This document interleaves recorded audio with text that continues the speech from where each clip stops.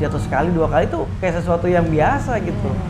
Informasi apapun, ide bisnis apa segala macem, saya pun memulai ide bisnis melalui dari YouTube. Kalau kita mau mencari tahu dan kita pelajari dan kita langsung cebur aja sekaligus gitu, insya Allah itu ada jalannya. Yang penting kita mau menekuni.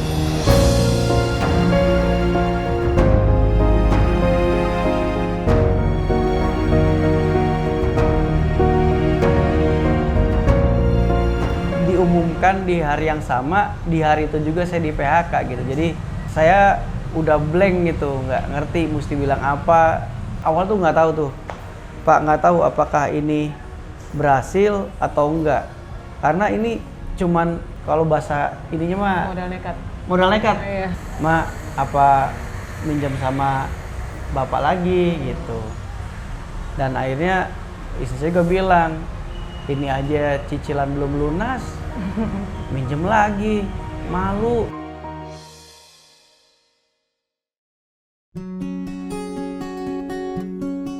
Assalamualaikum warahmatullahi wabarakatuh. Perkenalkan, nama saya Faisal Pahlevi.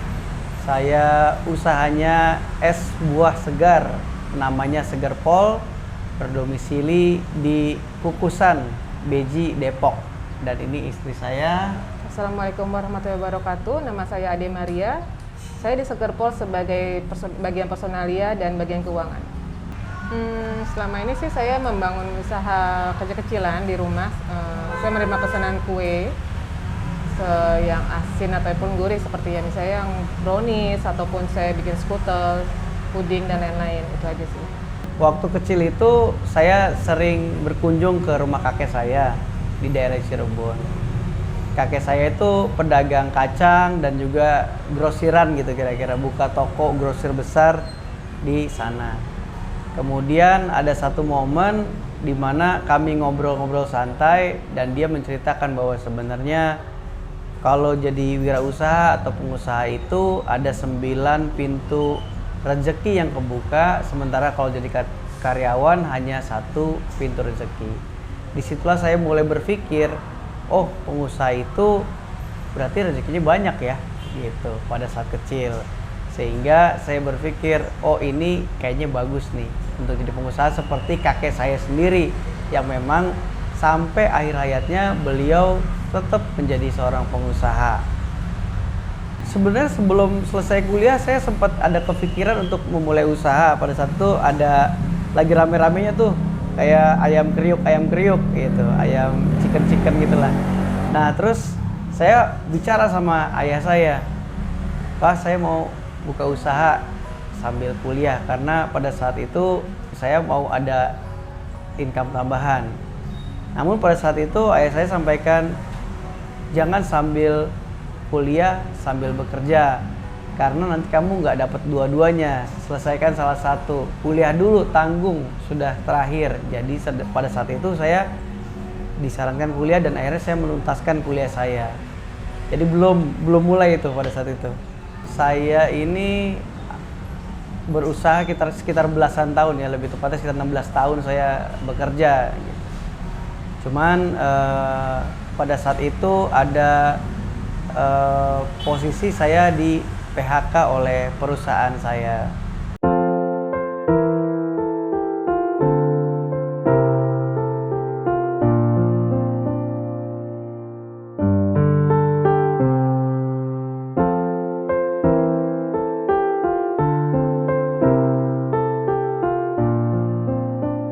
Ketika saya kuliah, pada saat itu ayah saya terkena kasus hukum, sehingga saya harus hidup dengan apa adanya, secukupnya untuk hidup di keseharian saya di kampus gitu ya. Jadi pada saat itu ya saya suka cerita sama istri itu, kalau kadang makan beli pagi gitu ya, warteg dibagi 2, nasi ayam, nasi ayam malah tempe tahu, malah nasi tempe tahu bagi 2, buat 1 pagi, buat 1 sore tuh. Jadi cukuplah buat makan. Nanti malamnya jaga warnet gitu kira-kira. Kemudian kalau pulang juga kadang ya nebeng sama teman. Kuliah kebetulan di Bogor, nggak terlalu jauh ya ke sini, Bogor sini. Kemudian tinggal juga nebeng sama teman gitu. Jadi ada teman-teman dulu, ada kos-kosan di Bogor namanya kos-kosan Virgo. Nah itu jujur aja di situ banyak teman-teman saya ngebantu. Saya jadi kayak apa dulu namanya PGT ya, PGT. penghuni gelap tetap gitu. Bayar kagak, ini kagak, kadang makan juga masih nebeng gitu. Nah di situ papa saya ngasih terus semangat meskipun beliau terjerat kasus itu, beliau punya motivasi yang luar biasa kepada saya untuk terus menyelesaikan kuliah saya. Meskipun saya pada saat itu saya bersikukuh untuk saya mau usaha, tapi beliau memberikan motivasi, jangan, selesaikan dulu kuliah kamu sayang. Karena itu permintaan dari ayah saya, jadi saya penuhi. Dan alhamdulillah akibat dari keputusan saya yang mau ikut patuh dari orang tua saya bersyukur sekali. Ayah saya terus menjaga saya untuk di jalur yang tepat dan saya akhirnya bisa sampai di level memang national manager, sales marketing manager. Disitulah fase dimana ternyata orang tua itu luar biasa meskipun dengan kondisi apapun, bahkan beliau sendiri juga berada dalam fase yang terberat ya dalam hidupnya. Sementara saya juga terus merongrong untuk nggak usah kuliah, nggak usah selesai kuliah, tapi saya mau usaha gitu supaya saya bisa hidup lebih baik, lebih enak dan segala macamnya. Tapi ternyata pilihan tersebut menjadi pilihan yang tepat ketika saya ikut dari orang tua. Terus digali, kejar. Karena mikirnya kan gimana ya Pak ya, bulan depan saya udah nggak dapat gaji lagi. Kan kalau saya makin lama mutusin, makin lama belajar, kagak dapat duit, ya gimana? Anak istri juga harus sekolah, dapur ngebul, kudu makan dan seterusnya. Disitulah saya harus ngejar dan akhirnya saya memutuskan harus segera jalan dan alhamdulillah toko pertama saya Segerpol dibuka di situ. Saya awal tuh nggak tahu tuh, Pak, nggak tahu apakah ini berhasil atau enggak. Karena ini cuman kalau bahasa ininya mah Modal nekat. modal nekat. Iya. Modal nekat. Modal nekat. Kita juga uang pesangon belum ada gitu ya. Pas-pasan sekali. Pas-pasan sampai saya sampaikan ngomong sama istri saya, "Ma, apa minjam sama Bapak lagi?" gitu. Dan akhirnya istri saya juga bilang, "Ini aja cicilan belum lunas, minjem lagi, malu," gitu. Tapi ya saya berusaha memberanikan diri, karena kalau saya nggak megang uang untuk operasional awal membangun usaha, niscaya tuh nggak akan jalan nih usaha ini. Saya ngomong gitu. Sebenarnya ngomong awal nggak tahu istri nih, sebenarnya malu juga gitu, karena masih ada utang Bang, saya cicilan itu gitu. Akhirnya alhamdulillah Bapak juga menyampaikan, ya udah jalan, lillahi ta'ala gitu. Akhirnya diberi ini modal usaha dan akhirnya saya bereskan usaha.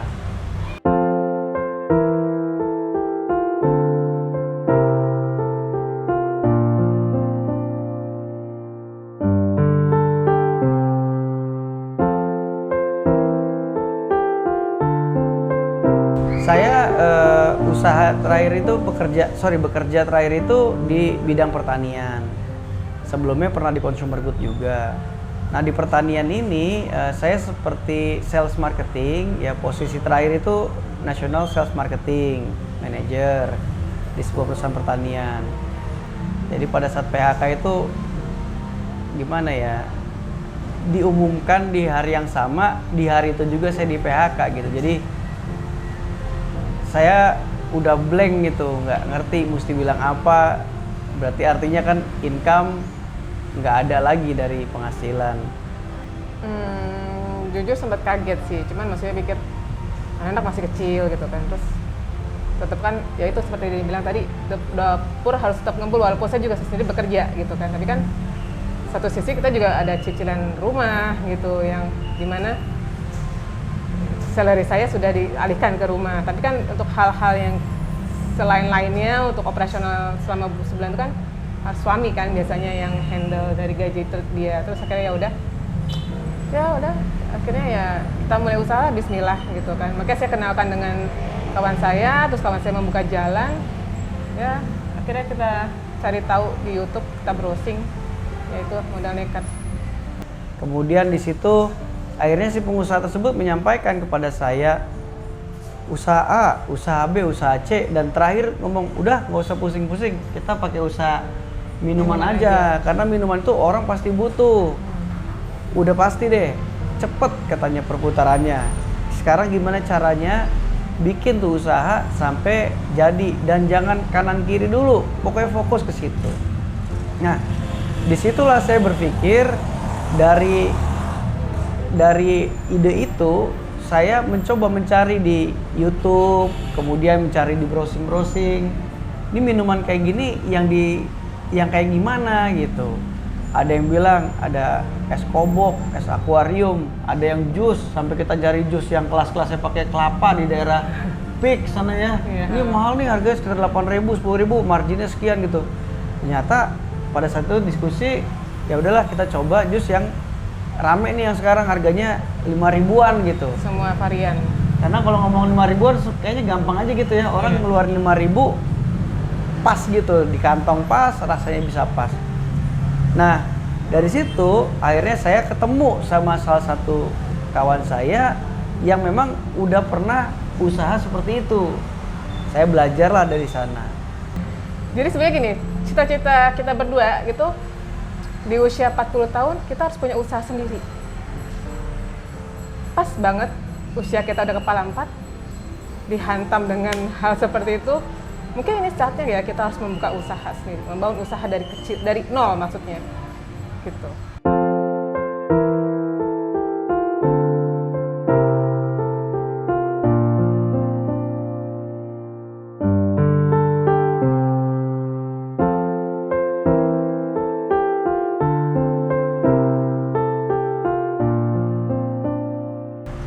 Ya, isu itu merebak sekali di televisi, bahkan di televisi ternama ya.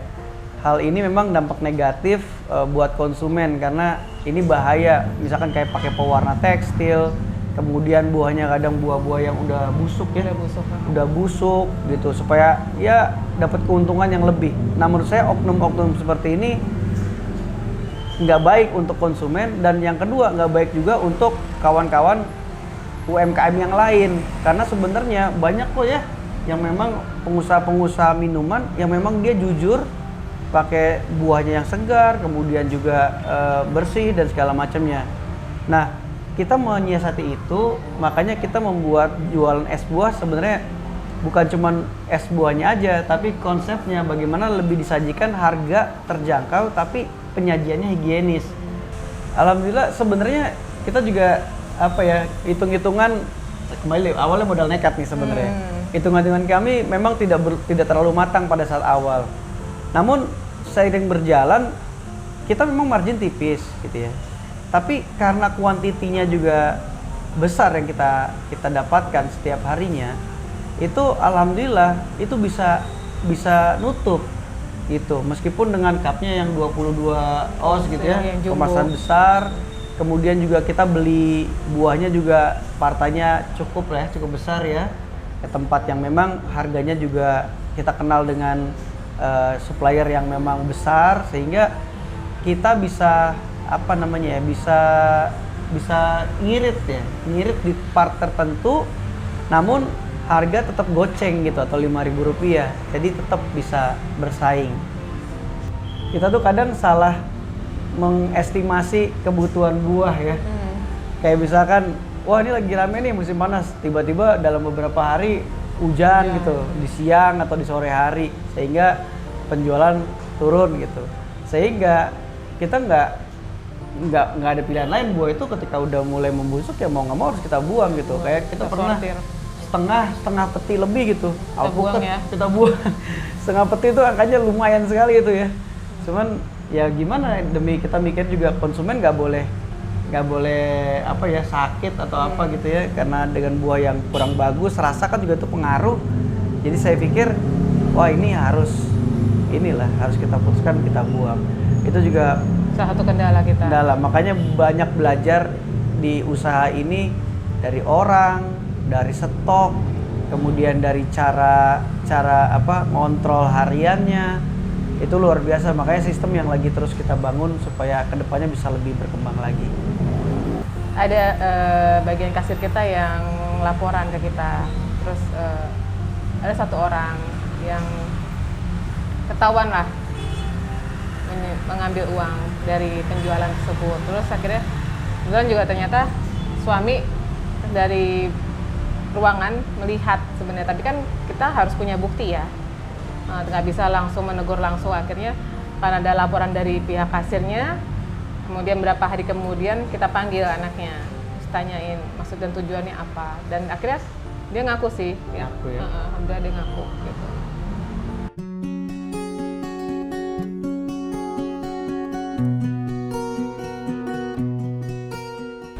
Kebetulan Kukusan ini kan emang jalurnya daerahnya daerah pemukiman, cukup padat dan juga dekat UI gitu, mahasiswa di target market kami. Nah disitulah kita juga berusaha untuk menjangkau mereka melalui sosial media, kemudian melalui promo-promo yang berkaitan sama dengan mahasiswa atau karyawan. Waktu Pas opening ya. pas grand opening itu kita sampai 20 ribu nih, Ada sampai 20.000 cup satu hari. satu hari, 20.000 cup waktu pas grand opening gitu. Itu juga sampai wah kepala di kaki itu jarang duduk, pegel banget, dan kita Sempat bingung. bingung sih, maksudnya cupnya kayak nggak nyangka ya kan, seperti di luar ekspektasi lah gitu kan. Gimana nih, cupnya habis gitu kan, jadi harus putar cepat gitu loh. Tanya-tanya ke toko plastik sekitar gitu kan, cari ada cup ukuran segini nggak, ada cup ukuran segini nggak, oke kirim gitu. Ya problemnya nggak cuma di cup doang, Iya, buahnya kurang buahnya lah, kurang, gulanya kurang. Akhirnya kita kan beli ngecer. Memang sih jatuhnya kan jadi mahal ya, tapi dengan kita tahu kapasitasnya segitu, jadi kita ada belajar di situ. Iya. Oh berarti cari yang lebih murah lagi. Kita udah tahu lah anggapannya sekitar segitu angkanya. Itu pada saat lagi pembukaan itu. Ya betul, ada banyak cara yang kita sebenarnya masih terus pelajari ya. Pertama contoh dari sisi marketing, kayak misalkan momok terbesar daripada usaha es itu pada saat ketika hujan, Pak. Nah makanya ketika hujan kita langsung memberlakukan promo, misalkan 2 dapat 1 pada saat hujan gitu, daripada kita hujan itu menjatuhkan kita punya penjualan gitu ya, turun penjualannya maksud saya, kita promo 2/1 berkah hujan. Itu satu. Yang kedua, nah ini menarik sekali, jadi ada getok tular itu paling efektif dari teman ke teman kalau usaha itu the power of mama. Nah the power of mama, kebetulan istri saya juga punya kenalan yang cukup luas di Depok ini melalui teman-teman TK gitu ya, teman-teman TK anak saya gitu. Nah ini kan punya grup Jaringan. punya jaringan grup teman-teman ibu-ibu yang se-TK, kemudian ada ibu-ibu yang se-SD. Nah dari situ kemudian juga dari teman-teman yang mungkin di Instagram atau di sosial media itu juga aktif, dan kita juga akhirnya juga punya sosial media sendiri ya, Iya. yang sedang kita bangun supaya lebih menjangkau masyarakat sesuai dengan target market. Nah, Kukusan ini kan lokasinya jalur perumahan dan juga kampus. Kampus banyak kos-kosan di sini. Makanya target market kami itu ada yang memang orang-orang karyawan, anak-anak sekolah, dan juga sampai mahasiswa. Jadi cukup lebar marketnya.